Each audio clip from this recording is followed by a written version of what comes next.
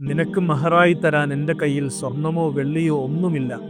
പകരം ഇസ്ലാമാശ്ലേഷണം മഹറായി കബൂൽ ചെയ്ത് ഉമ്മുസുലൈം അബൂതൽഹയെ ഭർത്താവായി സ്വീകരിക്കുകയാണ്. ആ ദാമ്പത്യ വല്ലരിയിൽ അവർക്കൊരു കുഞ്ഞു പിറന്നു. പൊന്നുമോന്റെ കുസൃതികൾ കണ്ട് അബൂതൽഹയും ഭാര്യയും സന്തോഷിക്കുന്ന നിമിഷങ്ങൾ. അബൂതൽഹ ഒരു ദീർഘയാത്രക്കൊരുങ്ങുകയാണ്. പുറപ്പെടുമ്പോൾ തന്നെ മകന് ചെറിയ പനിയും അസ്വസ്ഥതകളും ഒക്കെയുണ്ട്. അബൂതൽഹ യാത്രയിലായിരിക്കെ മകൻ അള്ളാഹുവിൻ്റെ അലംഘനീയമായ വിധിക്ക് കീഴ്പ്പെടുകയാണ്. ദിവസങ്ങൾക്ക് ശേഷം അബൂതൽഹ യാത്ര കഴിഞ്ഞ് തിരിച്ചെത്തി. സുഭിക്ഷമായ ഭക്ഷണവും ഭർത്താവിന് വേണ്ടതെല്ലാം നൽകിയും ഉമ്മുസുലൈം അബൂതൽഹയെ സ്വീകരിച്ചു. അല്ല, നമ്മുടെ മോനെവിടെ?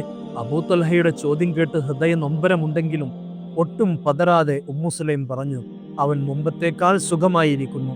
അങ്ങനെ അന്ന് രാത്രി അവർ സന്തോഷത്തോടെ സംഗമിച്ചു. നേരം പുലർന്നപ്പോൾ ഉമ്മുസുലൈം അബൂതൽഹയോട് ചോദിച്ചു, ഒരാൾ എന്തെങ്കിലും ഒരു സാധനം വിശ്വസിച്ച് നമ്മെ ഏൽപ്പിച്ചാൽ അവർ തിരിച്ചു ചോദിക്കുമ്പോൾ നമ്മളത് കൊടുക്കേണ്ടയോ? തീർച്ചയായും, അബൂതൽഹ മറുപടി പറഞ്ഞു.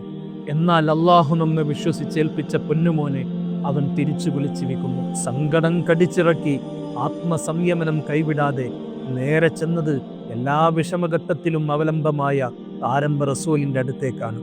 റസൂൽ അവർക്ക് വേണ്ടി പ്രാർത്ഥിച്ചു. ഇന്നലത്തെ രാത്രിയിൽ അള്ളാഹു നിങ്ങൾക്ക് ബറക്കത്ത് ചെയ്തിരിക്കും.